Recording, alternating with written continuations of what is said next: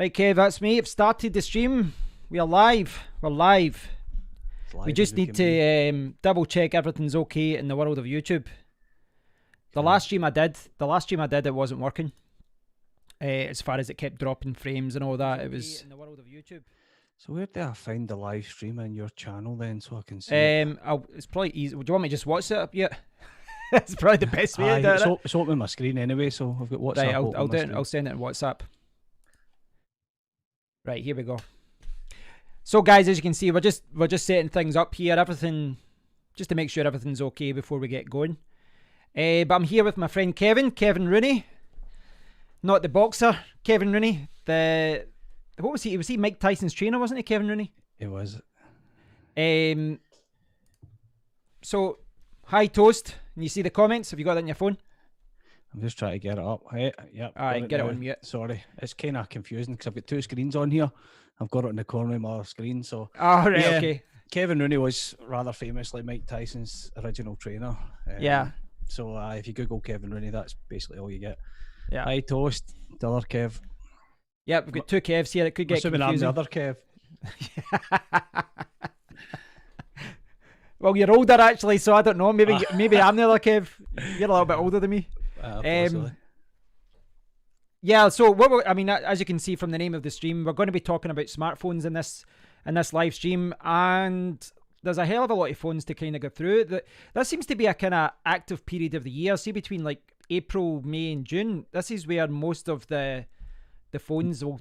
I know at the end of the year you get the iPhone and you get the Google Pixel and all that, but this seems to be where all the kind of Android phones and all the kind of mid-range phones and all that come out as well. It's quite an active period, even with the lockdown. Definitely a busy period of stuff. There's left Kev and there's right Kev. Can I be right Kev? You were wrong, Kev. It's there's a lot of phones coming out just now, and I think it is that active period after they have the kind of shows and stuff. This is when things start to drop. I was actually shocked at how much is due to drop. When we started looking through the list of things to talk about, it was like, whoa, this is getting quite big now. Well, the thing is, I like we've kind of got a list of like 7 or 8 phones. Apart from the Apple iPhone SE, most of these phones, I mean, a couple of them are mid-range phones, but a lot of these ones have got the new Snapdragon 865, so they're a flagship Android phone. But the weird thing is, I mean, I don't know if you've noticed this, but see when you look at a lot of these phones, like if you've got the Redmi K30 Pro, but you've also got the Redmi K30, you've got the Xiaomi Mi 10 Pro, but you've also got the Xiaomi Mi 10. But then even like the Realme 6 Pro, the Realme 6, there's all these phones coming out. I'm getting to my point, but there's all these phones coming out where you've got the flagship phone, but then there's a mid-range phone with like a 7 series Snapdragon CPU. Yep. And the cameras are almost identical, as in they've got a top of the range, kind of like the same as what Google are doing with their Pixel range. Yep. Which is being announced. Apparently, it's getting released on the 22nd of May. 22nd of May was the date I seen. It's I don't know. This whole Pro thing just seems to be. It's getting confusing. It's a done thing now, isn't it? And it's like we're going to release 2 phones at the same time. One's going to be a Pro, and one's not going to be a Pro. The difference is. They're subtle. It's always like the refresh rate, or it's like one of them has a telephoto or a wide zoom and the other one doesn't. It's like they're purposely restricting some of the features just to distinguish them. Yeah, I think that's right. I think that's exactly what they're doing, and it's a similar thing you used to get in the car trade, where they'd have different models of cars, and the difference in spec level was small things. It's the same engine and stuff. They just detuned it a wee bit, things like that. And I think they're doing the same with phones, just trying to hold a little bit back and then have this Pro model, which is the all singing, all dancing. But it's interesting you're talking about a lot of the mid-level phones that we're going to talk about, comparison in price to these sort of flagship models from lesser known brands, I suppose is the best way to put it. The kind of Chinese, Xiaomi, Realme and all that. A lot of them the same company. I know Realme, Oppo, and what's the other one? There's another brand as well that's all under the Oppo brand or the same company. And Oppo was the original, the guys, that's where the guys from OnePlus came from as well. It was, aye. But the other announcement that's coming in a few weeks is the Poco F2 Pro, the new Poco phone. But that's getting based on the K30 Pro. I'm telling you, see when you're looking through all these, like we'll start looking at these specifications and all that in these phones, but it gets really confusing when you start going through them all. Yeah. Do you want to start looking? I forget it up here, so I'll just bring it up in the browser. You were saying there we should start off with the Apple iPhone. I was just saying there, see the start before we started, Kevin. I was just saying, are you looking for a phone? Because I'm ready to pull the trigger on a phone, and you says you're not. But I'm wondering if you'll change your mind at the end of this. Looking at phones for a few years. You know me. I'm usually one of these guys who can't last 12 months with a phone. I get caught up with the tech that's coming out, and then I think I need something new. Yeah. But the last sort of 2 years haven't been too bad, and I've got a P30 Pro at the moment. Yeah, I've got the baby version, so we kind of get the same phone. Yeah, absolutely. You get the better one. You know, I genuinely love it, and it's not really slowed down. There's a few wee minor bugs with it, but overall, nothing that really detracts for the use of it. And I didn't think the CPU in this was as fast as the Snapdragon. No, I thought it was a little bit slower, or it was on par with the Snapdragon for the year before. The 8 could be 5 was it? It gets a wee bit laggy at times on certain stuff, but overall, I think it's pretty. No, it's not to the point where it feels slow. I mean, it's responsive most of the time. Seems to be when I'm using Twitter, the video and stuff kind of slows down. But then I don't know if that's the Twitter app. I've noticed like the Facebook app as well is really buggy. But don't that know could be the app. That could be the app rather than the phone. I think it's the app. I'm not convinced that's to do with the phone. Every now and again, it can be a wee bit slow connecting to Wi-Fi at times. Right. It's not all the time. I think there must be something else process going on the phone. I mean, these are things you never notice until like 4 or 5 months down the line. You start to realise what a phone's like. That's what I've always said about phones. A long-term test is worth more than a kind of unboxing and looking at it and giving your opinion when you first look at it, because when you first get them fresh out the box, you've not got a lot of apps on there. There's not a lot going on. Yeah. And everything works. But this is the catch-22 of YouTube and stuff like that, where I've seen a lot of discussions with Chris from Tech Tablets. He's a really good YouTuber. He's got like 300,000 subscribers. He posts a lot of really detailed, like 30-minute reviews of Chinese phones, and he talks about that. He's like, if you don't get this video out in the first week, just like you get no views, and he actually loses money on it. That's right. It's pretty bad. I'm going to I'll change the browser quickly. Cool. So can you see it on your phone yet? I'm not sure what the delay is. Probably a second or two. Toast is saying phones are getting better, but they're also just making loads of them a scam. Just the same phone, different name. That's definitely I would say there's definitely an element, not so much a scam, but it goes back to what we were saying about how a lot of these companies are just throwing too many phones at the market, and it gets a little bit confusing. That's the one thing I'd say about Apple. They've kept their range straightforward.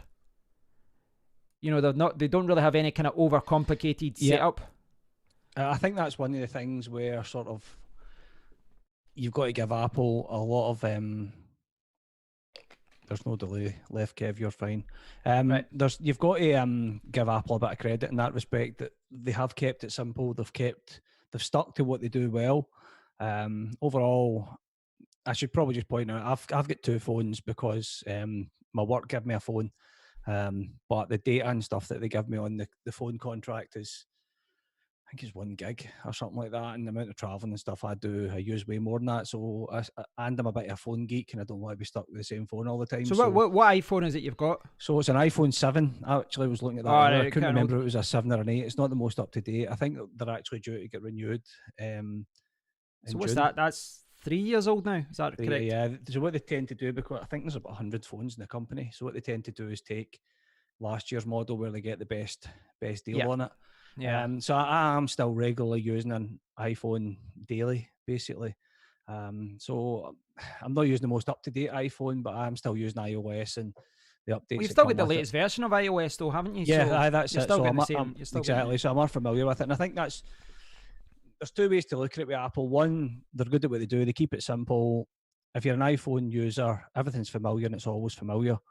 For me, I find it a little bit boring and a little bit samey. And like, you get a new phone and it's like all looks great, and you take it out and start using it, and it's just the same as the old one. Everything's the same place. Well, that's kind of like, that's the same reason why some people love it as well. Exactly. Yeah. Do you know what I mean? Because a lot of people, and they go from an iPhone, using an iPhone for 10 years, everything's the same, and they think that's the only way a phone should work. And then they try an Android phone and they're like, oh, it's all different. But that's true. I mean, every time you get an Android phone, there's slight variations in. I mean, it's the same thing. You pull it down, you go to settings and all that, but there's always slight variations as to how how it's all designed and how it's all kind of set out. Oh, there is various differences. I mean, I've over the years. Oh man, I don't know how many brands of Android phones I've had, but I've had.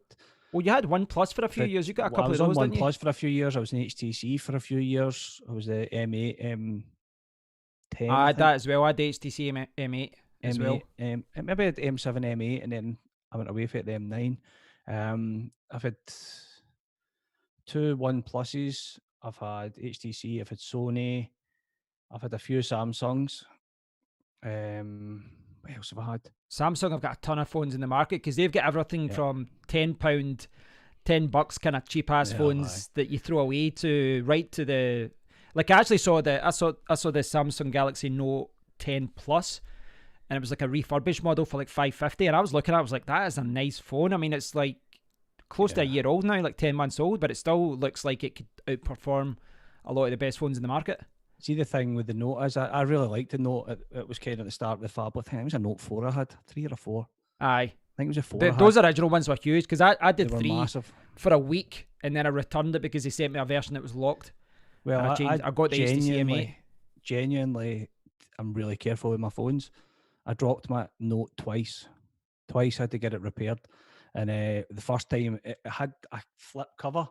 As it fell out of my hands, it was like slow motion. I watched it flip open like that, and then just those flip killers are right on those the flip pavement. killers are cover for it. It didn't have the wee snapshot bit. I did that and it broke, and then I dropped it again. It was a fairly small, it just kind of landed on the corner of the phone, and the screen just cracked right across it. And after that, I got it repaired, traded it in, and I can't remember what I went to after that. I think maybe went to HTC after that. But anyway, yeah, and I kind of fell away from phablets. Now, I have to say about my P30 Pro, I changed the cover about, I don't know, a few months ago, and I actually dropped it in the bathroom, and I caught it just as it clipped, just as it caught the camera will probably not pick it up, but it kind of just cracked. Oh, wait there, hold on, I'll switch to the other camera. Show that again. Yeah. Maybe I'll show. So it's just up in the top corner. You can actually see that. Yeah, it just landed kind of like that on the ground, and I caught it, and it cracked a tiny wee bit. And I've since changed back to a silicone cover.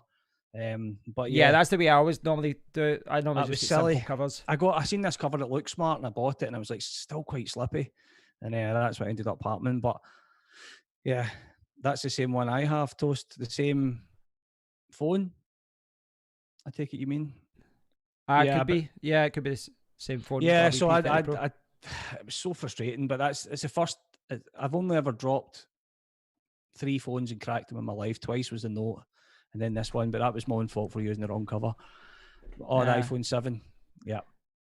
So the problem I had, because I had the Samsung S10 Plus last year, and I was planning on keeping it, but what was driving me nuts was the power button, because it's a big phone, and the power button is away at the top, and it was to the point where you had to kind of always shuffle your hands up. Now, it sounds like such a small thing, but it drove me nuts. Like after a few days, I'm like, I hate this phone. And the phone was great, the best cameras ever, the best screen ever, and I was like, I want to be able to just hold it and push the power button, and it was like, basically, it was like there. It was like up so that kind of.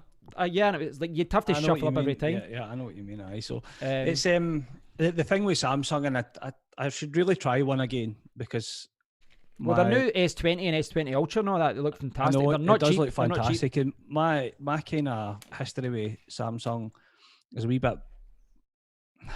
I don't like the amount of native apps it had on it. Yeah, I think so much the operating system was just, it started off good, and I've still got it. You can't remove. Was it Bixby? They've got the voice assistant thing. That's right. In fact, the one I had, they had a Bixby button, and you couldn't reassign it to anything else. Jeez. So you've got this button that you can either make it Bixby or you can make it a useless button. Yeah, it just sits there. It's just pointless. Yeah, and they start off good, Samsung phones, and I think after using them for a few months, the bloatware really starts to annoy you, and they get really laggy. Now, fair. I mean, the processors and everything they're using these days are so much better. So I probably should give it another try and see what it's like. But it's kind of put me off them. It has. Well,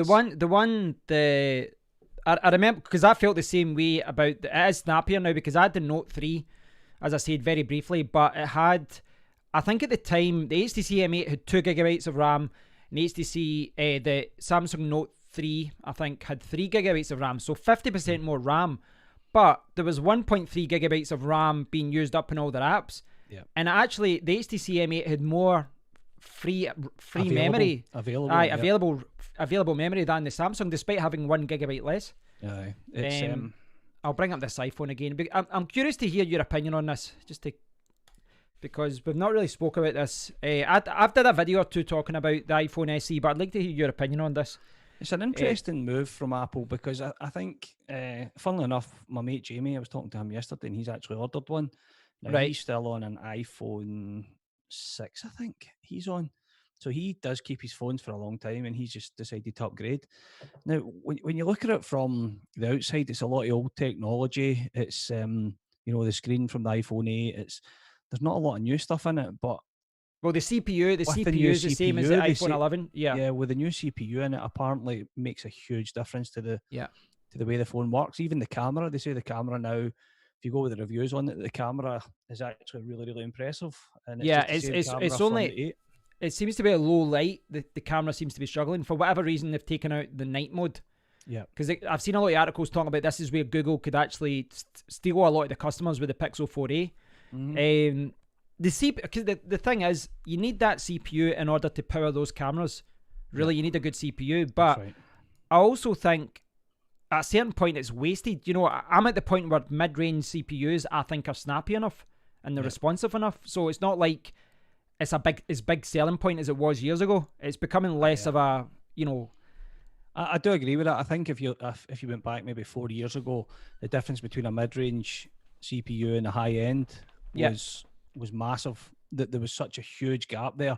Whereas now the CPU they're using is what probably was in phones 18 months ago. Phones 18 months ago. And a 7 series. Yeah, and they're still, as we said, as Toast made the point earlier, the differences between phones these days, there's no big sort of quantum leaps anymore like there was sort of 10 years ago when something new would come out and it would be innovative and it would be something great.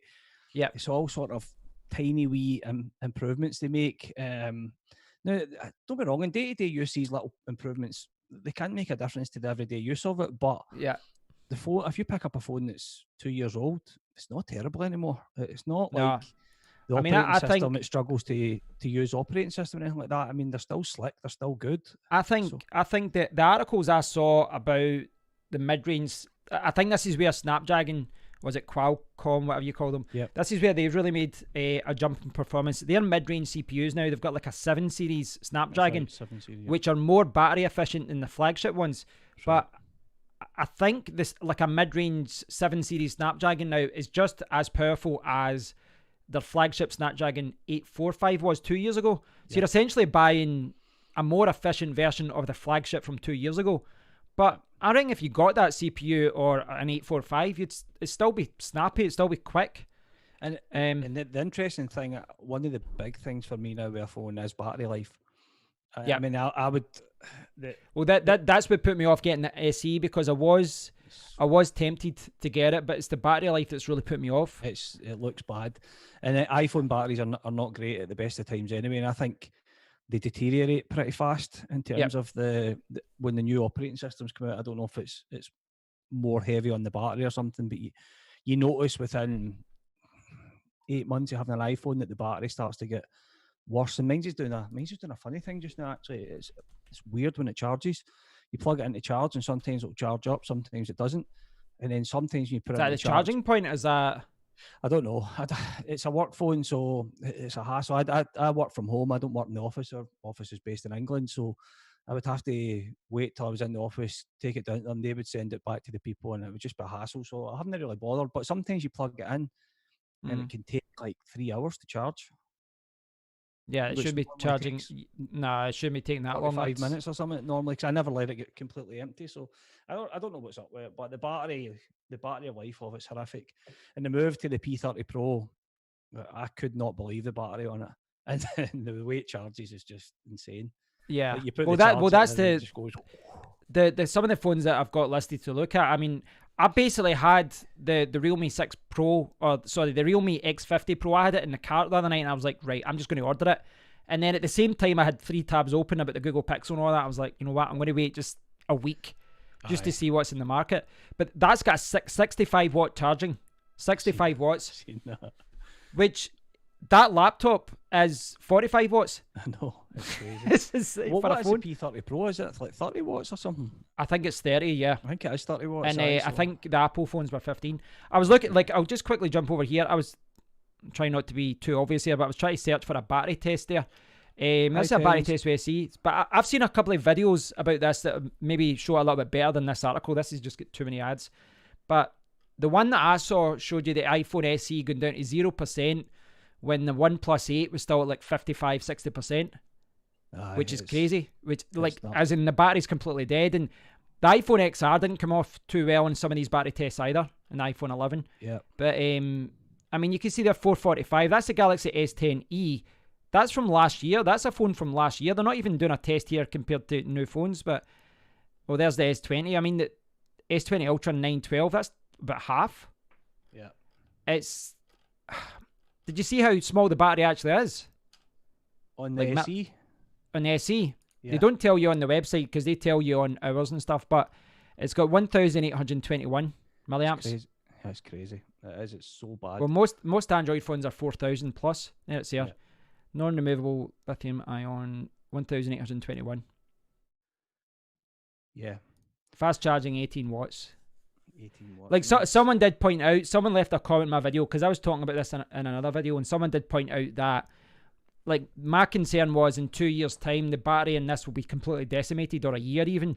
Yeah. But someone said that in the USA, at least, it's only $49 to replace the battery, and that's pretty good.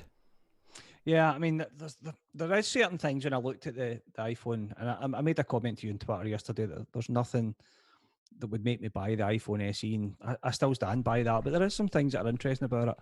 One of the things that jumped out for me, though, was that in the USA, it's $399. In the UK, it's 420 quid. Yeah. For the basic version for the 64. But yeah.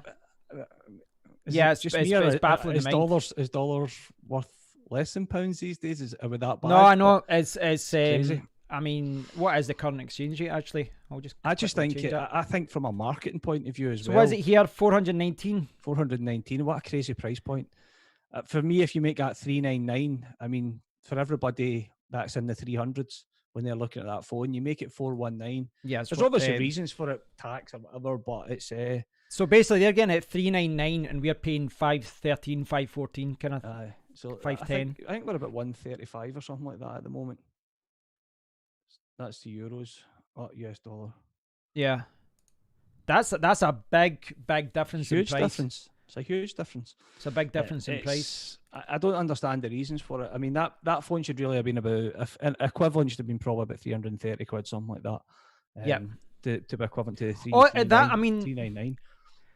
I see lot of this is. I think a lot of this is psychological. As far as if that was at 330, I probably just bought it instantly without even thinking. But when you're talking 410, 450, you start going, well, that's only 50 cheaper than that one, and then you start thinking. Yeah. But even at 399, see if they'd made that 399 in sterling, psychologically, that phone is more than 20 quid cheaper in your head, even though it is only 20 quid. Yeah. It's that whole psychological thing. Retail prices, so I think they've missed a opportunity there. And it's just interesting that we're paying sort of $100 odd more than they are in the USA for the same phone. But I mean, there's the things that I thought were really quite the screen size on it now. Again, there's that whole argument. People love a small phone. There's a huge market for smaller phones out there. Not everybody loves a big phone. For me, for the amount of stuff that I do in my phone, whenever I go on my iPhone, my work iPhone, I just think it seems tiny. And I've actually got the two of them here. See if we can see a sort of size difference. It is considerable, but like it's the screen size. If you include the bezels that's on that iPhone, you put it more to the side. Sorry, because I've kind of cut the screen. Yeah, the other way. Other way. Your microphone. Yeah, that's it. Yeah. So that's the iPhone 7. And that's the one. That's the Huawei. I'll try and light the two screens up, because then you can see a bit better. Yeah. The difference, if you take the bezels into account, it's. I mean, that's essentially the same chassis as the SE, almost, isn't it? Pretty much identical, yeah. The same. Because the 7 was very close to the 8. It is. 7 and 8 is identical in size. Right. In size and layout, there was no change to that. So it's basically that phone, but with a new chip and new cameras in the back, essentially. I think it's the same camera in the. Well, the 7 probably was upgraded to the 8, so it's the iPhone 8 with the new iPhone processor. 11 cameras and processor. Aye. No, I think the camera. I think it's the same. I think it's the same cameras as. I think it's the same camera. It was in the 8. They've just used the new processor, which is actually making the camera perform a lot better. Right. There'll be a lot of software optimizations as well. There is. I think that, because that's what they were saying. The iPhone 8 camera, basically, it's essentially the same camera, but with the new chipset, it shows you how much that the processor's actually able to improve. A lot of it's down to processing and not the actual performance of the lens, if you like. Well, a good example of that is the Google Pixel 4a. So that's the thing. Like, I don't know if I agree with this, but the media keeps saying that this is the main competitor to the iPhone SE. I'm not sure if I agree with that or not, but I think probably if you look at kind of two sort of premium brands on the market. Well, they're planning on coming out around the same price point. In the USA, at least, I think this is going to be sold at $399. Yeah. But again, what does that transfer? You know, how does that convert here in the UK? Is that going to be 400? Is it going to be 450, 500? I don't know. But say it's 400, because I think the original one was 400. This is going to be announced in a few days and then released, and it's got that Snapdragon 730. Well, it's all a bit hearsay at the moment, isn't it? Rumour and hearsay, because there's no official specs on it yet. No, it will be a few days. But what tends to happen is the closer you get to the announcement date, most of the specifications end up being quite accurate. Yeah. I mean, it will have the Snapdragon, and it will have the same cameras almost as the full size Google Pixel for the most part. They normally cut it down a little bit, but the difference is that this one has got that night mode, which you won't get in an iPhone. Mm-hmm. I don't know. I mean, every year, the thing I've got with the Pixel phones is every year they rave about it, and every year it's one of the contenders for the phone of the year. But it comes out 7 months after the Samsung phone, which was normally the first phone of the year. And they're saying, well, this is the first. But you're only 3 months or 4 months away from the new Samsung phone, so it's kind of. It's a funny time. Which always smashes that one out the water. I know, and I think it's probably smarter to do that. When Google originally done their phones, they were such good value for money, and now they've just became that sort of premium handset sort of market. So I can kind of see why they're being compared. The 4A and the new SE are being compared, because it is. No, it's a similar price. It's a similar price range. Brands bringing out a sort of scaled down phone. What was the rumored screen size on the Google? The Pixel 4A. Yeah. They've got it here as 5.81 inches. So I don't know whether this is accurate or not. I've looked at some articles about it. And GSM Arena, I normally reference these guys because they're normally the most accurate. Yeah. It looks like it's going to be 5.81 inches. But they don't have the large bezels here. You've just got the little pinhole for the camera. That's exactly what I was going to say. I think there's definitely not going to be any bezels on this. Yeah. Well, that's the thing. If you see two of these phones next to each other in a shop, I realise you're in lockdown, but if you had to see these next to each other in a shop, the Google Pixel 4a would probably look a lot nicer. 100%. It looks like a modern phone. Yeah. Just from the sort of photos that they've released of it. I think when you look at the battery size on it, it's just 3,000. Yeah, 3,000 versus, what was it, 1,800 or something on there? 1,821, yeah. I mean, that's not just a small difference. That's massive. Yeah, significant, yeah. Excuse me. Yeah. What did we have on the... I'm just trying to find the iPhone. When I looked at this earlier, I actually picked up the old SE. iPhone SE 2020. There it's there. I was on GSM Arena. If you post a link in the comments if you want me to put anything in the browser or whatever. Oh no, I'm just looking at GSM Arena for the iPhone SE when I actually had pulled these up before we started talking. Oh yeah. And then I looked at it and realised it was a 2016 phone and not the new one. So the older one. Pretty pointless information. But I mean, the Pixel at the moment, they're saying 4 GB of RAM versus 3 GB on the SE. I mean, just for me, everything I about mean, the phone iPhones tend just to have less RAM anyway. they A lot do. of the Android phones I've been looking at have got 8 or 12. There's very Yeah, few I that have mean got 6. that's 8 or It's 12 is insane. crazy. I mean, it's a crazy amount, but I mean, I don't know. Probably iOS is a wee bit less hungry on the Yeah, it RAM, I will feel be. like. Yeah, it So will be. it's a more sort of slick operating system. But I mean, if I was looking at, if I was in the market for a 400 quid phone, um, I would definitely be going Well, towards well, Google. But this is the thing, right? Because I'm sure I'd be happy with the SE, and I'm sure I'd be happy with the Google Pixel 4a. But if you go to that kind of 450, 500 range, you start to open up all these Chinese phones that have got the same performance as, £900 flagship Samsung phones. yeah. Um, I just want to quickly talk about, I'll talk about the K30 Pro. See, Okay. this is the problem with Xiaomi's range, right? Xiaomi have got such a confusing range because they've got the Xiaomi Mi, and then they've got the Redmi range, and then even within the Redmi range, they've got variations. So, for example, I'll bring it up here. I'll get it. Right, so there's the Xiaomi K30 Pro. Yep. But there's also Redmi K30.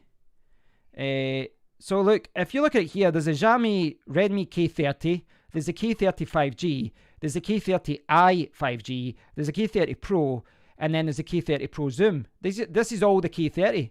It is so goddamn confusing.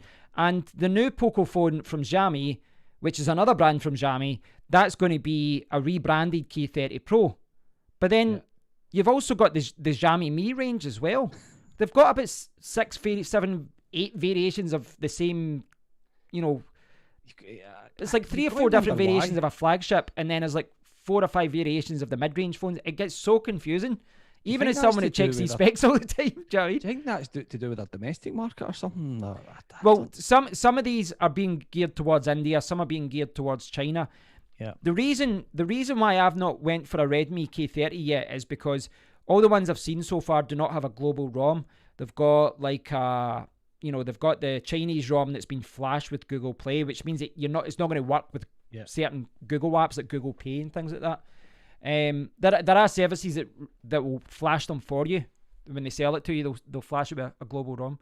But you can see here, there's the Redmi 30, and then there's the Redmi K30 Pro, and then there's the K30 Pro Zoom, and they've all looking at it there, the K30 is the one that's got the Snapdragon 730G, which is the same one as the Pixel 4a, and it says retail there $247, which is insane for what you get in it. Is this the K30 Pro you're talking about? No, that's just the K30. Just the So the K30 and the Pro, and this is where it gets confusing. The K30 Pro and the K30. Well, the thing is, I've read lots of articles about this, and even I start getting mixed up when I look at them all. I found the K30 now, right? So, but I mean, I if don't you know look if at it's fake or not. the headline stuff, right? What do you mean by fake, Toast? Oh, these are legitimate phones. I'll post these here, right? So I'll post them here in the comment areas so that folk can see them. K30. I'll post this here. K30 Pro, and then I've got the K30 Pro Zoom. See, the interesting thing, if you jump between the K30 Pro and the K30, if you look at the headline numbers, the stuff up at the top, there's not much in it at all. No, I mean the big thing between the thing between the K30 and the Pro and the Pro Zoom is the CPU processor. And the cameras are slightly different as well. If you look at it here, the quad, it's a quad. The K30, which is a cheap one, 64 megapixel, 8, 2 and 2, and then 22 for a dual camera on the front. Whereas the K30 Pro is 64, 5, 13 and 2. So they've got a better telephoto and ultra wide. So they have, and then it's a slight difference again. Instead of a 5 megapixel telephoto, it's a 8 megapixel telephoto. It's just weird how much they're just tweaking one, like out of the 4 cameras, they're changing one of them. Though. A serious difference in price. I mean, you're talking more than twice the price. Yeah. So it's interesting, and I suppose that's where you've got to analyse. Well, this is where this is where I've been kind of going back and forth with myself, because I've looked at all of these phones, I've been looking at reviews, and I've been looking at what the best options are, and I'm like, well, I could just get the mid-range version of one of the phones and buy two of them for the price of, one of the flagship phones. And if you look at the samples, there is, obviously the flagship does have a better phone, better pictures, it does have better video, but it's not night and day. I don't think it's night and day between them. I guess it as well. It depends what you're using your phone for. I mean, if you're, Yeah. I suppose if you're somebody that is taking a lot of photos or running a lot of videos and stuff like that, fair enough. I mean, sometimes I read a lot of these reviews. I think I touched on this last time we spoke on one of these video chats. Is I think a lot of people get hung up in all these sort of technical terms. Yeah, the and tech specs. Yeah, the darks and the thingies are here and here. And yeah, I look at the difference between the photos and go, that wouldn't bother me. That it makes no difference to my photos and what people think, and recording memories, with my son, or when I'm away traveling with work or away on holiday and all that kind of stuff, which is what I use it for. But this is how I don't think I can be a good reviewer of phones. Yeah. If I look at what other people are doing, because or maybe they're making some of this stuff up, because I've seen them and they're comparing these photos, and you can tell that the colours are softer and it's blown out and there's too much noise here. And then they zoom in, I'm like, these are exactly the same. They look the same to me. I don't know if it's my eyes. And yeah, I know. It's the same with a lot of things, I mean, I can tell if a game's snappy or if the screen looks nice and things like that. And it can obviously tell the difference between, good quality video and bad, when the video quality is really poor. But they're really, really nitpicking and saying this one's a 99 rating, this one's a 97, and you're looking at them going, they're almost identical. In real life, for 99% of the population, it's just no important. It's not something that you're going to notice and you're going to think, oh, I wish I hadn't got that phone now because of that. And that's what I think when I read some of these reviews. And I'll be honest, there's a lot of reviews when I start listening, I just switch them off because they're like looking for tiny wee things.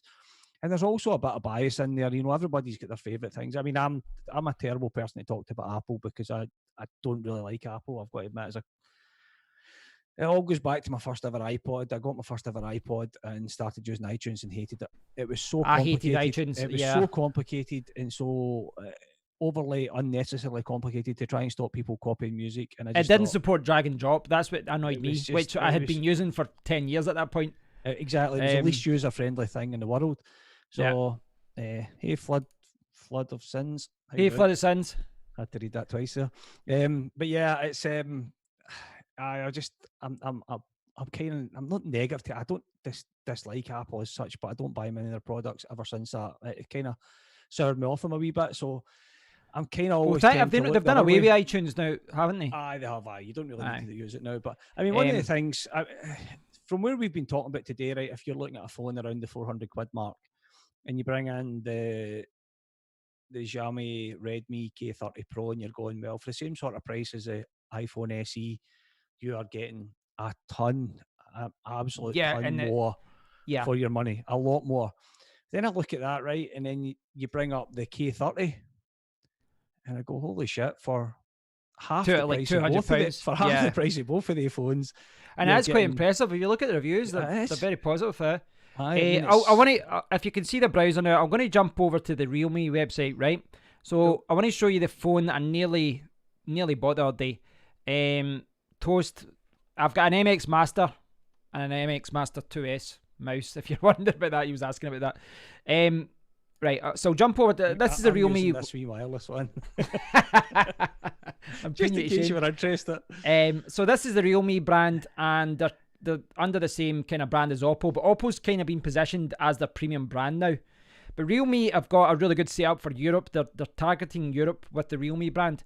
And I want to show you the X50 Pro, because look at these specs, man. They're really, really impressive. And this is cheaper than the base OnePlus 8, not the Pro, but the OnePlus 8. The OnePlus 8 is 600 retail. This is 569.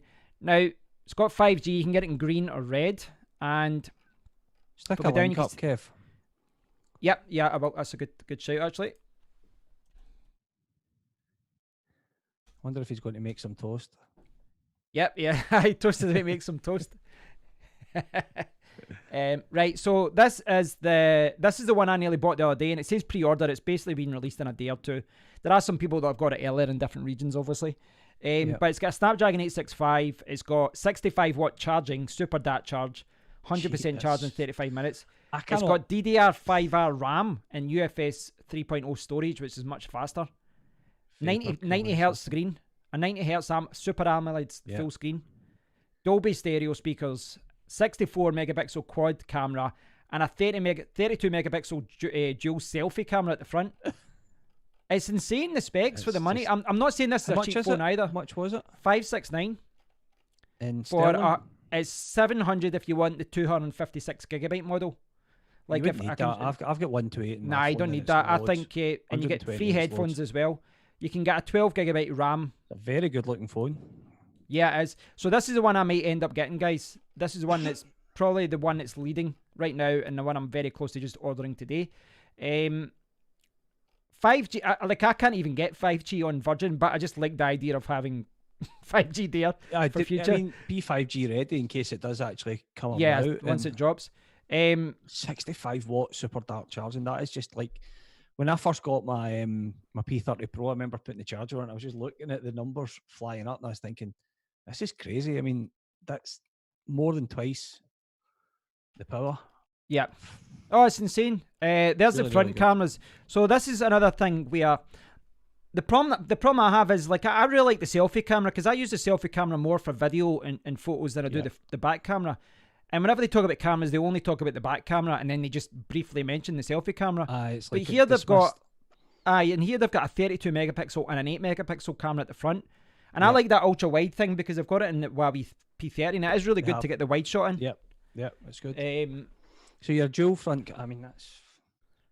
Oh, it's insane! See, it's insane. I might be in the market for changing my phone now. You're right.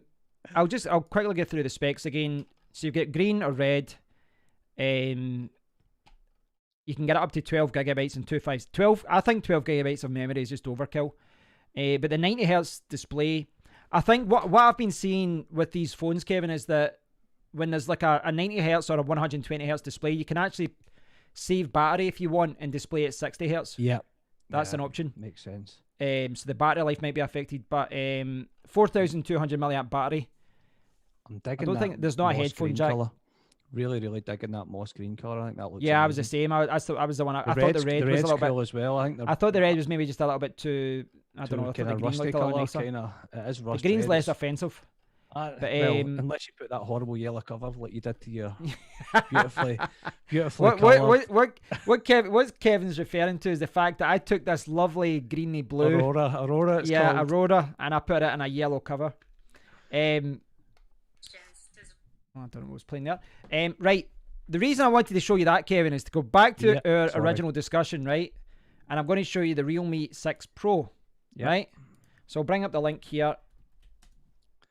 So this one is 300. There's also, if I show you it, there's also a Realme 6 at 219 and a Realme 6i. Again, just confusing. What about here? Realme 6 Pro. Right. So this is only 299. And wait to see this. 90 hertz. My God. 64 megapixel quad camera, 30 watts flash charge, fully charged in an hour. It's got a 720G, so that's not the 730, but I'm sure it's still pretty good. You still get the same dual cameras at the front, I believe. I think, if I remember right, it's still got the 32 and the 8 megapixel at the front. Or 16, right, 16 megapixel. What's that other one then? Is that... So instead of 32, it's got a 16 megapixel camera there. Still good. Yeah. So that's where they've cut corners there. But a 90 hertz screen on a £300 phone. It's crazy. It's 30 lightning blue, charge. Lightning red. And so let me see specs here. 90 hertz screen, 4,300 milliamp battery. That'll probably last longer as well because it's the Snapdragon 720. Yeah. So what's that? Right. So the selfie camera is 16 and 8 rather than 32 and 8. Yeah. But it still looks like it's pretty good. It's still going to be really. And that's the thing. I honestly think you could go to that one and save yourself £300, then just buy another good phone. Yeah. But it's this is, I think this is where the real value is in the market. Have you? At this kind of mid-range 200 to 300 range. Yeah. Have you ever had a Xiaomi phone? I had the Xiaomi Poco phone I thought that. for a year, and then I gave it to my mum, and my mum still uses it every day. But the funny thing is, every so often, mum was like, "Oh, it's coming up this message," and they're still rolling out updates like 2 or 3 years later. That's good. Aye, it's brilliant. That's yeah. how I'm quite a fan of Xiaomi now. After that, What's the operating system? Is it close to? they're close calling to it stock? Realme. They're calling it Realme UI, but well, I don't know. I've not used it myself. I've just seen people kind of scrolling through and video tests. Some people say it's better than Color OS and all that, but I mean, this is a preference thing. They do seem to update it a lot, though. It does seem pretty good that way. I mean, even for that money, it's a really good looking phone. The specs are pretty good. I mean, what was it? $299. £299. This is delivered to the UK. In fact, if I click on buy now, UK plug, 8 gigabytes of RAM, 128 gigabytes of storage. It's funny how like iPhone SE 3 gigabytes, this one at 300 gets you 8. Yeah. I know, again, specs become meaningless, but it's all about, you know, how smooth it is and all that. It'd be interesting to get something like that and do a bit of long-term test on it and just see what it's like to live with day to day, because well, to me, it's worth a mid-range worth the risk phone at that price. No, to me, a mid-range phone that's got good cameras would be better than a flagship, because I don't think I need all that extra CPU power. Yeah, I think that's one of the things where I get kind of blinded by the specs on it, and and I'm just it's just the way I am, and you see it and you think I want that, it's going to be the best ever, but in day-to-day use in real life, it's not that much better than sort of the next level down, and certainly not. Yeah, I think certainly not. Something to consider. Don't get me wrong, I'm still tempted to buy the more expensive one that's got the 65-watt charging. I've got to admit, I'm still tempted by that as well. As you know, in normal times when we're not in lockdown, I do a lot of traveling with work. Yeah, it's one of the things where the P30's really stood out for me. Number one, the battery life. I spend a lot of time in long haul flights and stuff like that, and the battery life, first of all, with the P30 Pro, I carry a power bank with me, and I've never used it with my P30, and it was one of them things where I was like, oh, I couldn't believe how much battery life I was getting out of it. But when I get in the airport, as soon as I can get it plugged in and a fast charge, I can zoom it back up, even if it's down sort of 30%. Well, I've kind of, you said this to me years ago, and when you got your OnePlus, and you're like, I don't even charge overnight now, and I'm like, I always plug it in. And then since getting, phones like this, I'm the same. I just wait till the morning and I'm like, oh, it's the 30%. Like, I'm a... Vox want to take back. Twitter keeps loading up a video. This is at 30%, but I know if I plug this in for like 15, 20 minutes, it's going to be at like 70, 80% again. Usually, so I don't need to... it's part of my daily routine. Like, we take my son up for his bath or shower, and it's probably 25 minutes by the time he gets in the shower and stuff like that, and I plug my phone in then, and it's normally around about 40% by that. By the time I come out, then we kind of get him ready for his supper and stuff like that, my phone's charged, and that's what I do. I don't charge it overnight now, although I do use wireless charging now. I've got a Anker wireless charger, which is superb. So you just sit it on it and it charges? I just sit it on it because it's... I've still not got into that yet. I've not bothered just because the cable charging is quicker. Same. 17 quid or something like that off of Amazon. I should actually stick up some information about it.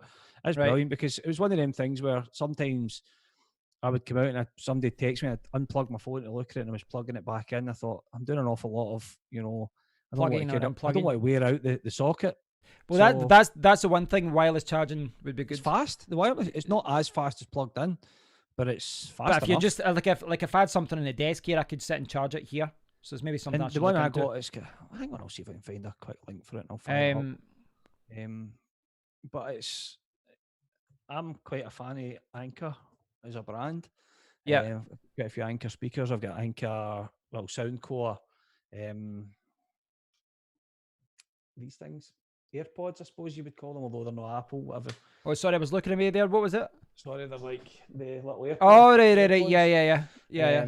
They were 100 quid, but Amazon were doing a 20% off deal. I got them for traveling. They're absolutely brilliant. The only thing I would say about them, the Bluetooth for calling can be a little bit, the sound's not the best on it, but for listening to music and podcasts and stuff, they're absolutely brilliant. And I mean, I assume that's the case for all these things, that the mic is going to be bad.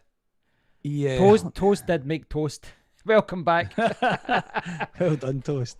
Um, Right, so this is an Anchor PowerWave wireless charger. Let's see if I can give you a link to that. I need to sign into chat. Hang on, I'm not signed in at the moment. It's taking ages. so I was looking on GearBest and AliExpress and all that. One of the reasons I've not picked up a Redmi yet, because I'm looking at the phones and I quite like either the K30 Pro, because I think the K30 Pro Zoom has got, what is this, a 90 hertz? I think that's got a 90 hertz display as well. Yeah. I think so. I need to double check that. But one of the reasons I've not went for it yet is simply because most of them seem to be in China, and I couldn't find one that was a global ROM. And some of them say that it could take a month to get shipped, and we can't promise about customs. And I was like, ugh, I can't be bothered with all that kind of crap. Where it takes a month to arrive, and then there's a risk of, customs. I've not really been stung by it before though, with the global and stuff like that. But yeah, it's never. It's always a risk. Yeah, there is. I suppose if you pay it on a credit card or something like that, then you've got that protection. I know, it's just, you don't want to wait 2 months for something, then it doesn't, even if it arrives or it doesn't. It doesn't meet your expectations. I came across I saw a few people recommending this website. I don't know if you've seen it. Now, I've not used this company yet, so I can't vouch for them. They could be terrible. They've got the Trustpilot rating, so I've seen a few people saying they're good. But these guys sell a lot of Chinese phones. But what I did see, which I really did like, is that they've got an EU warehouse. So they've got phones. Annoyingly, though, they list a lot of these phones, and then you click through and it says not in stock. But there's a lot of these phones that we're looking at and talking about, which you can buy here. And if I start, what am I talking about? If I start by highest price.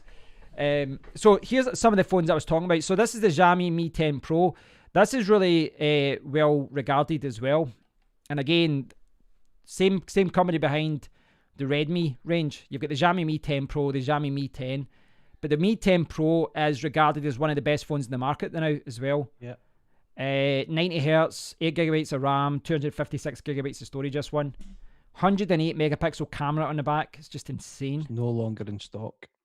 Yeah, that's the annoying thing. Some of these ones aren't in stock. I don't know why they list them. But they've got some older phones as well. So this is the ROG phone, right? This isn't for everyone. It's marketed as a gaming phone. This is actually got the 855 Plus. Again, not in stock. But this is got the 855 Plus, which was Snapdragon are doing this kind of in between CPU now on a few phones. But this has got a 6,000 milliamp battery and a 6.59 inch display. Practically a tablet. But it's got 120 hertz as a display. Wow. But for €517, what's that, about £450 or something?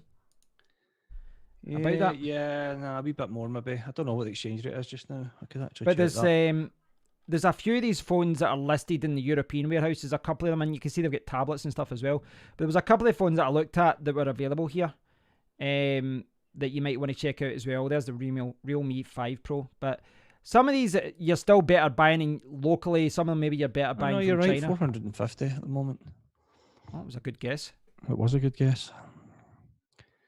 Yep. I mean, looking at all the different phones that we've looked at the moment and everything that we've kind of talked about, if I was in the market for a phone right now, I'd seriously be considering the X50 Pro. Well, this is the thing. I've seen a few people that said that like Chris from Tech Tablets, for example, he said the cameras on the K30 Pro were better than the Realme X50 Pro. It might be nitpicking. It's not like night and day. Yeah. But he said the battery life on the X50 it was the K30 Pro. He said the battery life was great as well, but he said the performance on the X50 was ridiculous. He said it was so smooth, so fast. Yeah. The problem I've got with the K50 Pro again is no one's selling it locally with a warranty. Whereas you buy it from Realme, you'll get it local. You'll get a local warranty, etc. I did saw there was a German website that was selling it as well for about £40 cheaper. But I thought for £40, take the UK plug, take the free headphones, and get it from the official distributor. So how long would that take to come here then? Should only be a few days or something to arrive, I think, because it's basically going to be rolled out in a few days. I'm tempted to buy it myself, but if you want my advice, I would say go for it. Hey, Ultra. Yeah, you want me to see it? I'll show you. Have you seen the OnePlus 8 yet then? The OnePlus 8 is a phone. I haven't looked at what. My mouse is just disconnected. I'll post the links for this. Hey Ultra, welcome to the stream. Right, so I've got a OnePlus 8. I mean, that's... So this one retails at 600, and if you're talking 569 for the Realme, then I guess you could say, you know, this is the main competitor, that kind of price range. GSM Arena has it at 800, mate. What's that? For the Pro? Yeah, OnePlus 8 Pro. Yeah, the Pro's 800. Oh, sorry, you were talking about the OnePlus 8, sorry. Aye, no, I mean, I can look at both of them. Sorry, I've put the wrong link for the OnePlus. I'll delete that. I really like my OnePlus phone. I know we discussed this the last time. They had a really, really, really annoying glitch on the keyboard. Right. And it was horrifically annoying when you were using your when you were typing stuff. It was one of them things I was talking about earlier. You can get little glitches in phones that don't really make a big difference. This was the most annoying thing in the world, because you would be typing stuff and it would just... I can't even remember the exact specifics of it, but if you made a mistake and you went to delete stuff, the keyboard would kind of hang up a little bit, and then you would try and press it because it wasn't going, and then once it woke up, it would delete loads of stuff.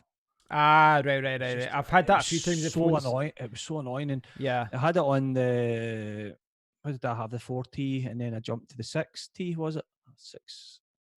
you had 3, did you not? 3T, sorry, I had the 3T, and then I went to the 6, I think is what it was. And I thought they'd have resolved it by the time they got the 6. And I only had the 6 for... How long did I have that? About 8 months or something. Maybe even less, and it was doing my head in. I just... Because I'm on the O2 refresh thing. Oh, you can buy it out. I basically bought it out, and it wasn't that expensive a phone, so I bought it out, got rid of it, and then got the new phone. Got this one I've got just now. Yeah, the Huawei P30. Yeah. Happy birthday, Ultra. So Ultra was saying there he'd prefer the OnePlus 7T Pro, right? So I'll jump back, right? I'll show you the OnePlus 8, Kev. You know more about the OnePlus range than I do. So this is £600, right? So again, £30 more expensive than that Realme. And 90Hz display, same. 856 CPU, same. 48 megapixel triple camera. Now the other one's got quad camera and 164 megapixels. Again, you'd have to examine each of the sensors, but I don't think, like, looking at the samples that I saw, I mean, both of them look amazing as far as the photos and the videos that are coming out, but I'd have to really examine them to see which one's better. But both of them have got the same 90Hz refresh rate, 6.55 inches as well. If I go back to the other one, what was this one? Bring up the specs. This one was, what was the size? What's the screen size? 6.44. So this one's a little bit bigger. You've got the single pinhole camera. I mean, some of the specs are quite similar if you look at them. 4,300 milliamp battery. That's what I'm just looking at. There isn't actually a great deal between them. No, not really. I mean, I definitely think. I mean, they're in the same bracket, really. So the question is, which one would you buy? You know, if you look at the specs, there's really not a huge amount between them when you look at it. You know, I mean, it's the same CPU, same kind of battery size, 30-watt charging. It's not like that's bad. Well, 30-watt charging's good. Yeah. And at the back, what is it? A 48, a 2, a 16 megapixel camera. So they've got the macro, the main camera, and the ultra wide. I keep getting confused about what. Ultra. The thing is, the S20 Ultra worth spending £100 more, comparing to the 08P Pro. Yeah, that's the thing. So that's the OnePlus 8, right? But you've also got the OnePlus 8 Pro, and as Ultra's pointing out, this is £800. For £100 more, you could get the S20 Ultra. Yeah. So this is 120 hertz. That's one of the things I think where OnePlus lost their way a little bit. I think when I get my OnePlus 3T, Yeah, it's still a budget phone at that point, mid-range kind of phone. 400 quid. Yeah, and yeah. It was loaded for its day, and now you're kind of looking at it and it's different. I mean, I think Ultra's got a good point. The OnePlus 7T Pro is actually a lot. Well, that one's in between. That one's kind of sandwiched in between the 8 and the 8 Pro. It's got a 90Hz display, £700. 855 plus. Yeah, which is still as good. Still amazing. It is amazing. I honestly don't. I think you'd really have to look to see if there was any difference between those both of those as far as performance goes. I really don't think you'd notice any difference whatsoever day to day between an 855 plus and an 865. Yep. I think you're talking what, a 10, 12 15%. gig of RAM. Aye. I wonder what you can pick them up for these days. Well, that says 699, but that's new. Yeah, that's new. I wonder what you can pick them up for now. 499. Well, if you want, do you want me to check this website again? Well, Handtech 499. Oh, it's refurbished. Yep, have a look. Okay, I'll go to smartphone. Do they have OnePlus? They do. I'm just curious as to what they're selling it at. So they've got the OnePlus 8 Pro at €787. It's a lot cheaper. They've got so I think this must be like the Chinese version. Global device. Oh, sorry, that's the green. I thought I said global. What ROM has this got? Oh, this is just the general ROM. It's just the warranty really that you'd be worrying about. So what's €787? That's a lot cheaper than the official one. €787 is probably about 600ish, something like that. So there's a 70 Pro McLaren. I don't know what's so special about that one. See you later, Toast. Cheers for coming along, bud. No worry, Toast. Thanks for tuning in. There's one there, Kevin. 170 Pro for €567. Yeah. Was that the 8 gig? Firmware's English. 90Hz, 855 plus. 8 gigabytes of RAM, 256 gigabyte of storage. Yeah, so you get an 8 gig 30. One. I think you get a 12. Is it a 12 gig one? Yeah, I don't know if that's the McLaren one. I want to quickly check the. Let's check a very crude currency check here. In euros to pounds. Let's see what it is for us Brits. There we go. Change this to euros. So we're talking here £487 for the 70 Pro. That's crazy, man. That's like £213 cheaper. A lot of phone for the money. That's a big saving. Yeah. You've got me thinking, mate. I mean, I don't know, which one would you buy then at this point? So wait there, you've got the OnePlus 8 Pro as well. What's their cheapest one? They've got an 867 or 787. But that's a big difference. They've got £676. Again, I would agree with Ultra there. I would say that is the cheaper one, the better one to go for. Yep. I mean, I was looking through it as well. I was thinking if you could get it the right money, which you can, then it's definitely one to go for. Yep. I'm still loving the sound of that. I've got some glitch going on my computer at the moment, guys. Sorry. I still love to see a phone doing this 65-watt charging though. Oh yeah, the Realme. Well, that's the thing. As much as I like that OnePlus, I go back to the Realme, and I'm like, well, that ticks all the boxes as well. The camera looks amazing as well. So, what do you think Apple's going to show in their WWC in June? I don't know if it'll be phones. It'll probably be a new iPad or a new variation of a laptop or something, won't it? Yeah, I think usually. Their new phone, their yearly phone is always in September. I think they might have some kind of preview, but I think it'll be different tech. Maybe do a TV and stuff. Yeah. Kev, the long and short of it is here is, I don't know what I would go for. We've actually covered that much, and there is a lot of I know. I definitely a lot of think stuff at similar prices. But this is how. When someone says, "Oh, you should buy the SE," I'm like, "Oh, I'll have a look at it," and I start thinking about it, and then I'm like, "Well, for another £100 or so, you can get these phones that are so much better, so much faster, so much more storage, so much better performance. Cameras are better. It's just an all-round better for phone. me, it wouldn't even be in the. If I was going to go for any of them sort of premium brand phones around that price, I would probably wait for the Google Pixel. But when you start even looking, at that, 400, it's not cheap. When you start looking at what other phones in the market, it's not exactly like a lot of these articles will say these phones are cheap, but if you look at, well, that's where I was going to go. I mean, if you're looking at that sort of price point, I would probably say the Realme 6 Pro for £100 less is a better phone, a better looking phone. the one at 300 with the 90 hertz display. That one, yeah. But I'm still kind of, I don't know what it is. I think the X50. Yeah, the X50. Just even the look of it. There's something about the look of it I really like. That sort of matte finish and quite a funky colours. I like that. But it's definitely a good looking you're probably phone. going to put a cover on it anyway, and you'll not see that. I mean, that's one of the things. So, but you are. I mean, everybody does it. You buy. I mean, I've got this nice Aurora phone. I used to have a clear cover on it, but the problem with the clear cover is all the kind of pocket lint and stuff.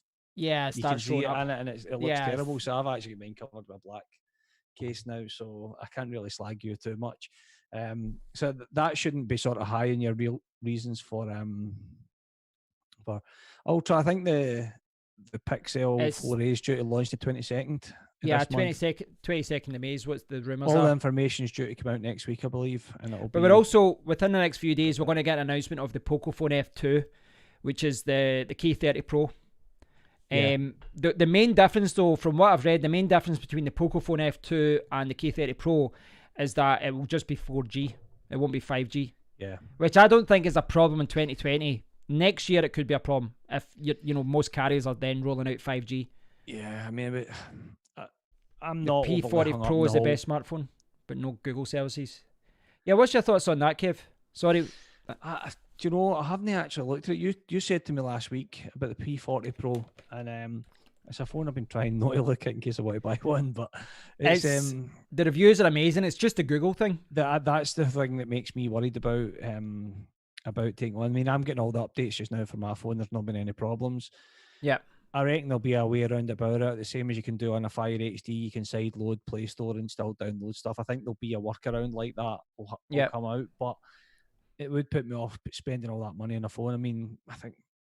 Well, a lot of it as well, like, it's not just Google. Like, I think as well, when you start thinking about you don't get Google apps, you think, oh, do I need to download another, something else to get YouTube or to get Gmail?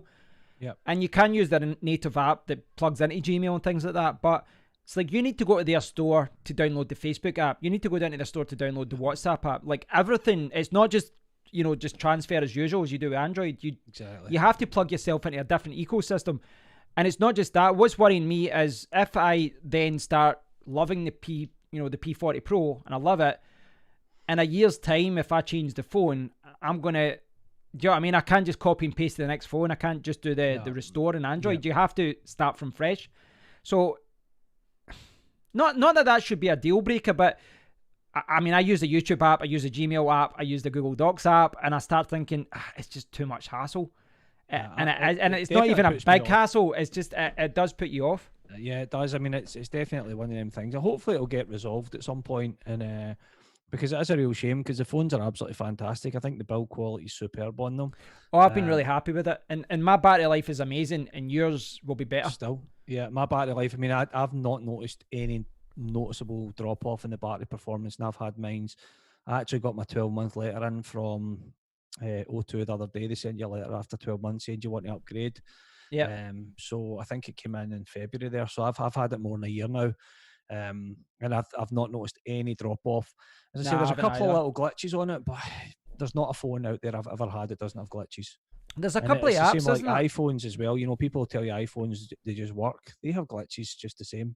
So, yeah, they do. I mean, see, the thing is, right, everyone has this whole Apple versus Android debate.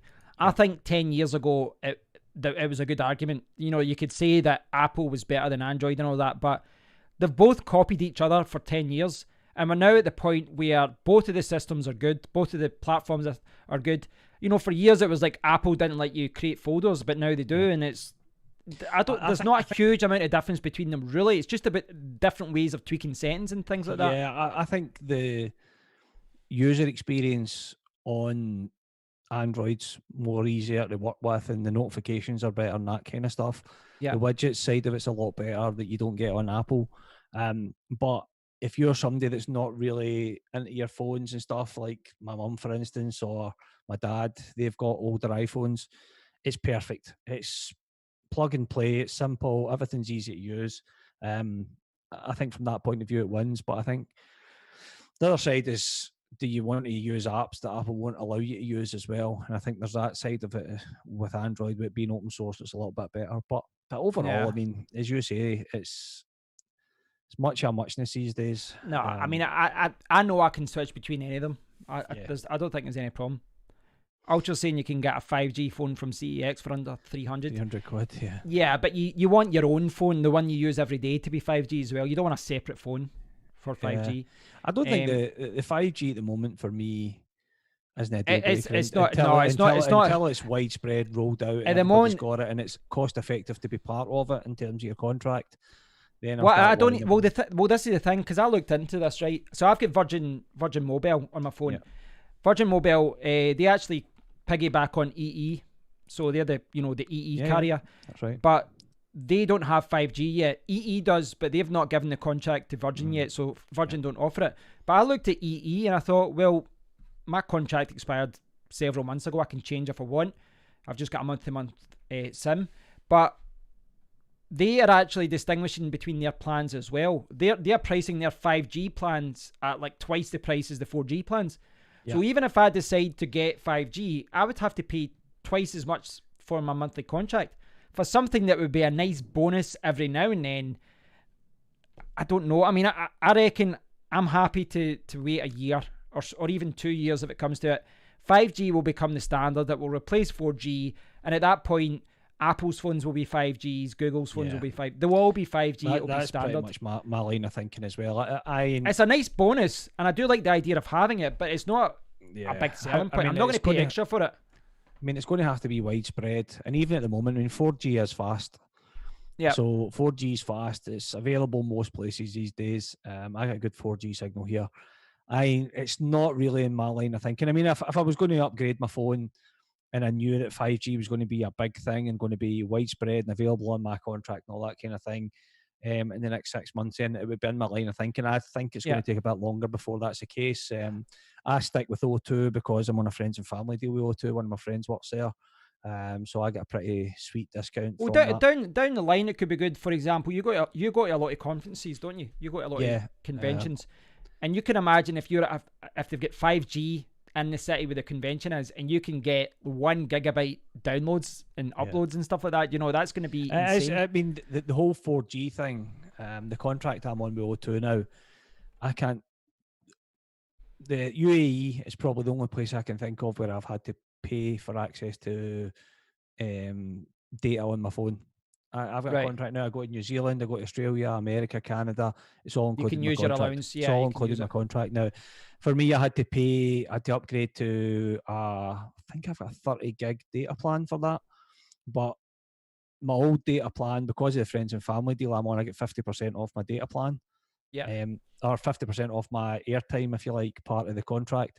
So it worked out at £1.50 more a month or something. I think maybe £2 more a month. Yeah, it was like nothing, and it got me on that contract. That means I could. So everywhere I go now, my personal phone is generally, apart from the UAE, it's the only place I can think of in the past few years that I've travelled to where I've had to pay more to be able to use my phone there. Everywhere else, it's free. Yeah, they just don't have the agreement with their network or whatever. And the 4G thing, as you say, I mean, I remember I used to go to these shows, and you were, if you were working at the show and at the particularly quiet times, you were trying to go on their crappy Wi-Fi. Just to even be able to use like. It's weird how all these convention centres seem to be like internet black spots. It's weird. It's changed a lot now. The main one I go to every year in Milan, it's kind of outside the city, and Italy's not the best for that kind of stuff, and it was horrendous. You couldn't even get a 3G signal on it. But in the last few times I've been there, we've had a full 4G, so it does make a big difference. On the days you're bored, you can sit and watch YouTube, or I can hook my Wi-Fi and my laptop up to it and do some work and stuff like that. So it does make a big difference. Yeah, I mean, overall, 5G for me at the minute, It's just not that big a Well, deal for me. Ultra's saying there that apparently Xiaomi said by the end of this year they would release affordable 5G smartphones. I think we're already there. To be honest, we're Yeah. getting to that point already. I was I looking think on that. that. I was Sorry, sorry. on you go. No, I I was going to just say I was looking on that trading Shenzhen. I was just looking yeah. at some other phones here. Are they all any of them in stock? The thing with Probably not. the thing with the affordable smartphones is how affordable is 5G access. I Yeah, haven't yeah, actually looked at it myself, but if it becomes really, really it's, affordable, then yeah. then It needs to become the default. yeah, The it has to be default the speed. 4G, basically 4G Yeah, when I it don't first mind. started. I don't mind paying a small premium, but I'm the when I same. looked on the EE website, it was like the sim was £55 or £50 a month for the monthly sim, and I'm like, right, no way, I don't need it. I work from home. Do you know what I mean? It's Yeah, like exactly. I mean, even with me traveling, it would have to be cost effective before I would start even entertaining it as well. yeah. I was looking on that trading Shenzhen, and there's a few different websites that you can buy these kind of Chinese phones. You can buy direct from Gearbest, from AliExpress, from there's eGlobal and all these places. Yeah. Wanda Mobile seems to be quite popular as well because I think they flash them and then sell them when they flash like a global ROM on it and all that. I don't know if you've seen that before, have you? No. But I think they're still sending it from Hong Kong. I think.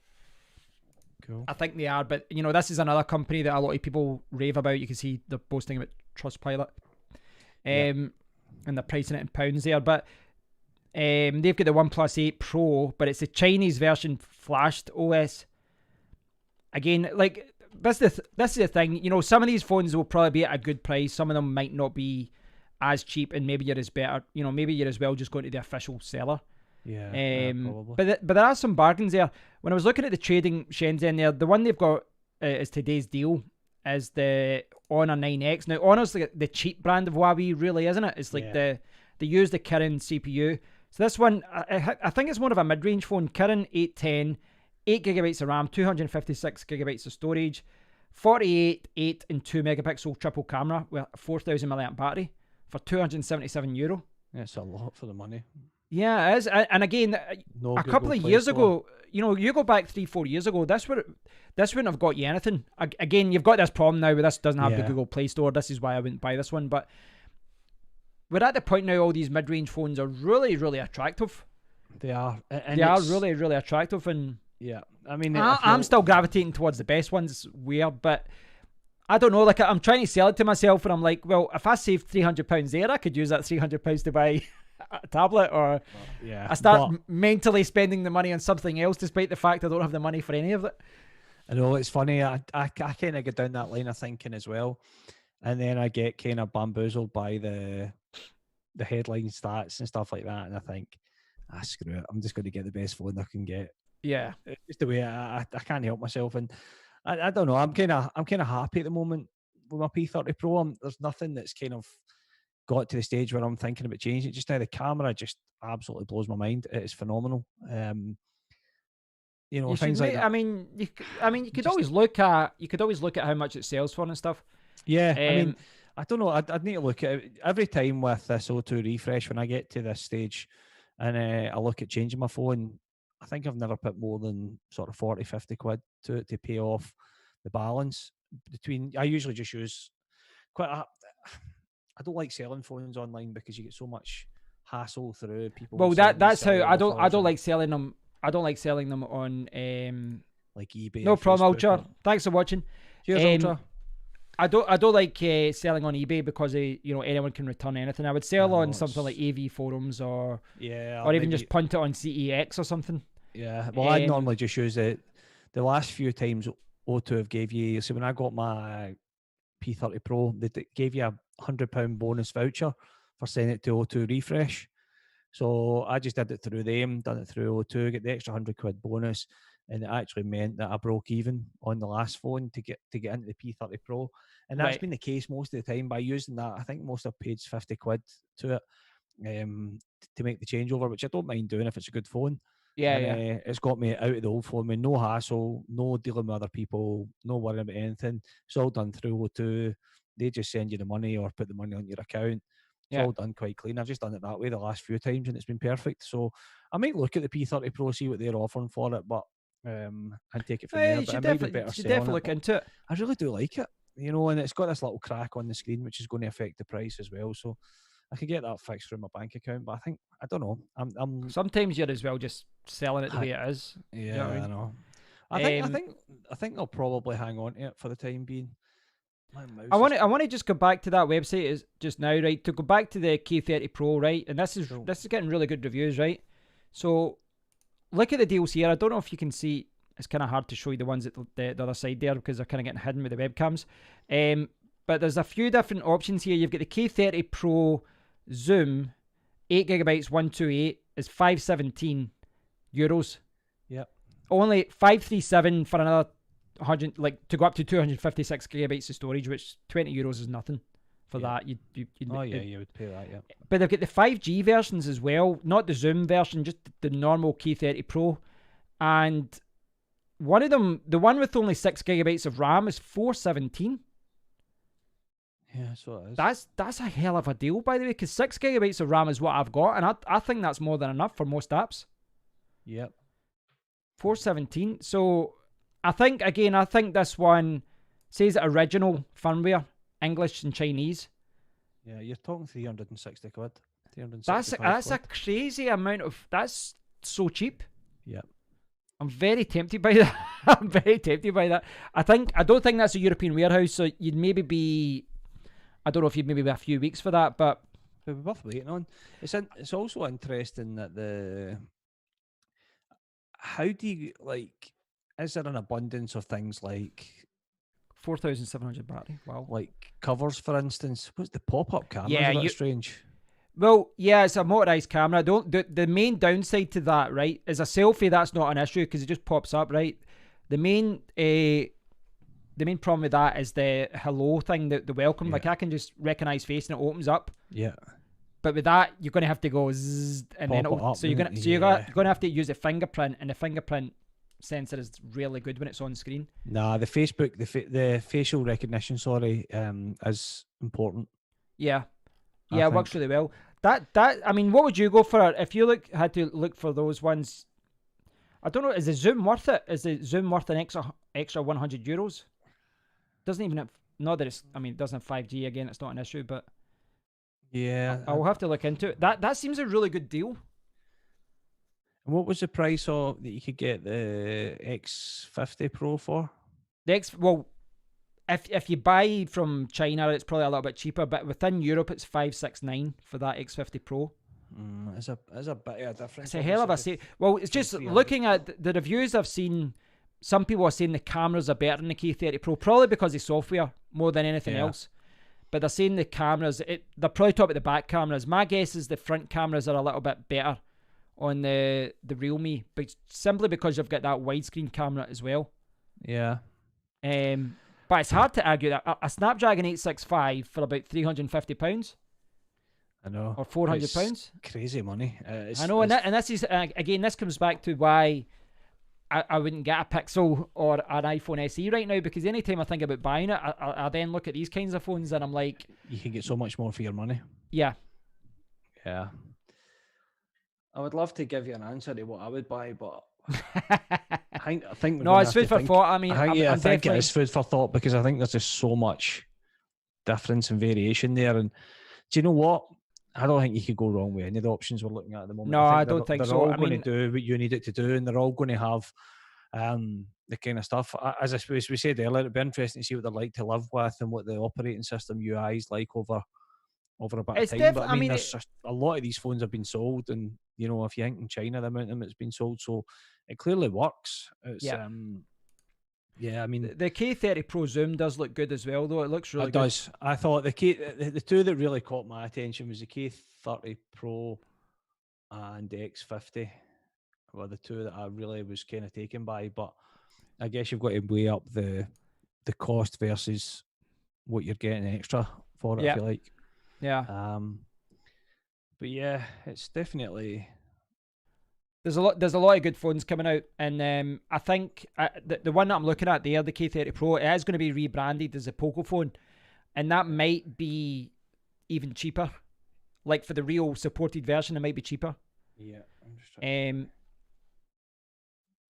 But I don't know. There's a lot of interesting phones as well. I quite like some of these gaming phones as well. You've got the Xiaomi Black Shark. This is another. That's the thing with Xiaomi. I mean, they've got the Black Shark as well. This has also got an 865, I believe. 7.11 inch screen. That's a tablet. Gee, that's huge.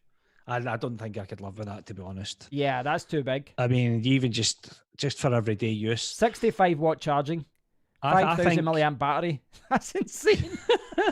That's a tablet in your pocket. That is a tablet. I think the kind of P30 Pro size is pushing it to the limits of what I would kind of be comfortable using now, because you kind of want to do a lot of it with one hand. Yeah. Well, you can get the assist thing and all that as well. I know, but it is just the perfect size for kind of using that way when you go to anything a bit bigger. And it was one of the things at the Note that kind of annoyed me a wee bit. It was just too big, and you just couldn't operate it with one hand. It was annoying. Yeah. Yeah, I mean, there's a lot of food for thought, Kev. I'm kind of glad at the moment. No, definitely does. For a phone, because I mean, mind-blowing stuff. Here's the other one, Nubia. I can't remember who owns Nubia. Right. But again, Snapdragon 865, 8 gigabytes of RAM, 128 gigabytes of storage. It's got the UFS 3.0 storage, so that's faster. 4,500 milliamp battery, 55 watt charging, 6.65 inch AMOLED display, 144 hertz. Yeah. Geez. My God. And it's only €517. Yeah. I need to stop looking at these things, guys, because I'm going to start spending money I've not got to spend. No, but the problem is you're just making life harder. Everyone. Yeah, I know. Every time I look at this, you can make a case. You can make a case for all of them, can't you? Everything you look at, you can make a case for buying it, but you have to choose one. I think as value goes, I mean, a 144 hertz display is very attractive. Yeah. What's the cameras on this one? Front camera 6 or 8 megapixels at the front. Right, it's not as good. Yeah, but there's a lot of these interesting Chinese phones. I think they're really interesting what you've got there, what's available. Yeah. You've got Vivo. I mean, that's the other brand I was thinking of earlier. Vivo. Oppo, Vivo, and Xiaomi. Yeah. Those are the brand names, or Vivo. I don't know how they pronounce Vivo, it. I would think it's probably is. Yeah, probably Vivo. Yeah. Like they've got one there, Snapdragon 865, 12 gigabytes of memory, 265 gigabytes. That one's got, have you see, I saw this ages ago. I forgot this one existed. But see these ones here. In fact, I'll click on that one. This one's got a double front camera that pops up. Why? It's just because it hides it. I don't get the whole pop-up camera thing. Well, it's so that you've got you don't have a hole in your screen. You don't have the camera hole, so you've got an all screen display. But you've got you've got the camera there that pops up, but that's a dual camera. I've got the bezel, but I've got like the kind of hole bit in my screen. No, I don't notice it. No, I've never once looked at my phone and thought, I wish that wasn't there, and I wish my camera. Well, they call that, is it teardrop? They call it with the Huawei kind of style one. It's just not something that really comes into my thinking, or has ever bothered me, or has ever thought, oh, I wish I could see that little extra bit of that photograph there, or that little bit of my screen. No, I know. I mean, nothing. But it's a different way of doing it. You can actually take it out you can actually change it and have the black bezel across the top, which takes out the. Yeah. But I've tried it, and it looks better with it. That's the way I have it as well. I just have the pin drop at the top. That's the same. There's a lot of good phones there. I'm gonna have a look at them, cool. See what's there, see what's interesting, maybe pick up some. Sounds good. Yeah, I'm trying to think if there's anything else we've missed. We've covered quite a lot of crazy Chinese phones. I think we've exhausted most of them anyway. Yeah, but you should definitely look at one, Kev. You should. I know, man. I need to stop buying stuff. I bought a new. Honestly, see, since lockdown, there's deliveries every day. I need to stop buying stuff, but I hope everything you're buying is essential.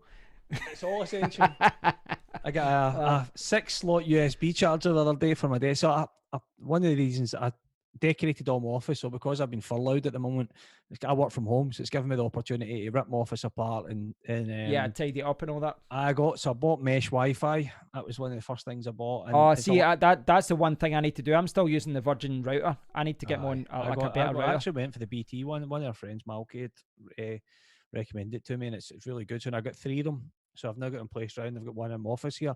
So now my Wi-Fi's expanded. I can have my desk at the window at the other end of my room, which is so much nicer than staring at that back walls where I used to look. Yeah. Because the Wi-Fi was stronger up there. It wasn't as strong down this end. So now with this mesh, that was one of the things I bought. I bought that wireless charger, but I've sold one of my old mountain bikes. I've bought a road bike. It's getting delivered next week. So Nice. I wish I'd asked for more from. I put my mountain bike on Facebook Marketplace, and it literally sold in 5 minutes. As soon as I put it up there, You've obviously listed it to my phone went too crazy. low a I price. had the phone up. I had the same bike up for sale, right, for 200 and I think I had it up for 270 last year, and I was getting all these silly offers, 150 quid. The bike's immaculate because I take care of my stuff. Anyway, I put it up for 270 and I sold it within 5 minutes. Now, I had people actually coming on after I'd sold it, offering me more money. I should just have put it at 320 and I got it, no bother. But anyway, it didn't cost me much to change to the other bike that I wanted. So yeah. So I just need to stop buying stuff. But I'm kind of not in the market for a phone, but it just takes that one. So you sure you don't want a 7-inch Chinese tablet type phone? No, I definitely don't. I definitely don't want that. Nah, it's been good to chat about it, but and it's definitely food for thought. No, it's good. I mean, it's funny how I went for, like, as soon as I seen that sort of X50, I was like, oh, I would say that's one of the nicer ones. They've came right round now to the point you're thinking, would I spend that much when there's these other ones? I don't know. Well, no, that's the thing. You know, if I can get that K30 Pro, I mean, that one is €60 cheaper to go from 8 gigabytes of memory to 6 gigabytes of memory. I'd have to sit and look at how much memory I actually use. I mean, I think both of them. I don't think I use that much. I think the 6 gig. 6 would be enough, wouldn't it? I can't see why it wouldn't be, unless you've got some really, really power hungry apps. But I don't use any on my phone. I'd have to check. I'm going to download an app or something to monitor how much memory I actually use, because I might only be using like 4 gigabytes of memory. Thinking, 12 gigabytes of memory, I need it. It's just going to be sitting there doing nothing. It's like loads of these things on phones now. They're so over-engineered that you're getting stuff and you get kind of caught up with, they dazzle you. This is what you need, and you don't really need it. No, you don't. No. Cool. But it's certainly some good bargains here. I'm going to maybe look at delivery times and that, and maybe opt for one of these. Sounds good. I quite like how quirky a lot of these Chinese phones are as well. You know, there's one there with a 144 hertz screen. There's one with a 6,000 milliamp battery. There's there's ones with the larger screens, the smaller screens, and you can tell they're just looking for something kind of headline figure to kind of. Well, they're taking risks as well. Yeah, it does. But work, even Xiaomi's probably like with the 865 Snapdragon, or the Snapdragon 865, they've probably got about 8 different phones that have got that CPU under different brands and sub brands and different companies. It's insane. It's amazing how the tech's moved on. That's for sure. I know. Cool. Well, thanks for dropping by, Kevin. I do appreciate it. Look forward to doing it again. And one day I'll persuade you to get your own YouTube channel. I'll keep telling you, but my biggest problem is getting time to dedicate to it. I genuinely, it's crazy even with this lockdown, because I'm kind of trying to teach my son because my missus still works. It's hard to find the time to do a lot of stuff, and I do a bit of podcasting on baseball, which is sort of one of my hobbies. So yeah, just finding the time to do these things. I'd like to do it, but it's doing it sort of. Yeah, it's thinking it's what your channel would be about. It's hard as well, I don't see why you wouldn't cover tech. I mean, a lot of your interests are kind of similar to mine as far as you like phones and tech and different things. And I mean, I kind of jump all over the place as well. I think if I had to only talk about phones, I'd get bored, which is why I like to talk about different things, laptops and tablets and different things as well. I think you have to, because I would be the same. If it was just about phones, it would bore me to death after a wee while, and you've got to kind of keep it varied. But maybe we should just do some videos where we just talk general stuff, maybe do it on a different channel or something. I don't know, just get together and chat about what's going on. Yeah, definitely. I mean, I think that could be good fun. Yeah, we've got it set up now anyway. But thanks for dropping by, and thanks for watching, guys. No worries. If you watch us later, you can still leave a comment and we can reply to it later. But yeah, I'll maybe do a follow-up to this later on. We can see what other phones are there. Maybe I'll do an unboxing of a crazy Chinese phone soon. I'm looking forward to that. Aye. Brilliant. Thanks. Right. Thanks for watching, guys. Cheers. Till next time. Take care. Bye.